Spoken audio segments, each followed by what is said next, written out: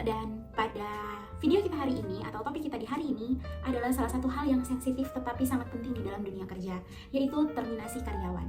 Namun sebelum lanjut, izinkan saya untuk mengucapkan terima kasih kepada dosen pengampu saya, yaitu Ibu Profesor Dr. Alimantusara, karena telah memberikan saya kesempatan untuk sedikit menjelaskan mengenai permasalahan SDM, khususnya terminasi karyawan.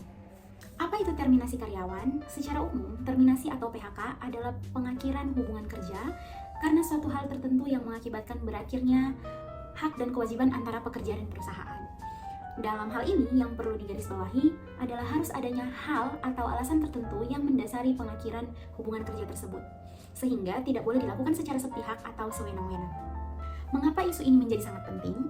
Karena keputusan untuk mengakhiri hubungan kerja seringkali berdampak besar, tidak hanya pada karyawan yang terkena dampak, tetapi juga pada perusahaan secara keseluruhan. Mari kita lihat pendahuluan masalahnya. Terminasi karyawan dapat disebabkan oleh berbagai alasan, seperti efisiensi bisnis, pelanggaran aturan, atau restrukturisasi organisasi. Namun, banyak perusahaan menghadapi tantangan besar dalam mengelola proses ini.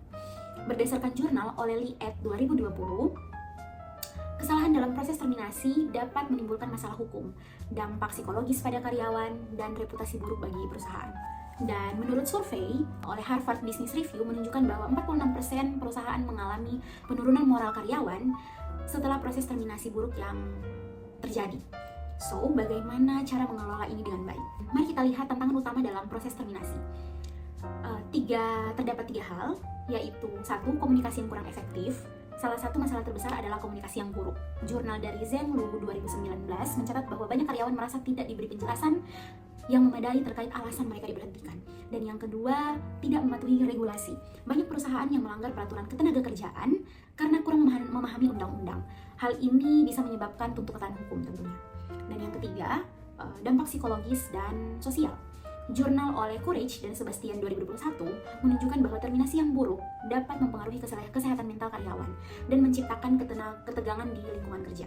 Bagaimana cara yang dapat kita lakukan untuk menyikapi terminasi yang terjadi di hari-hari ini di dalam dunia pekerjaan? Solusi yang saya temukan berdasarkan jurnal ada 3 yang dapat dilakukan. Pertama, yaitu pendekatan humanis.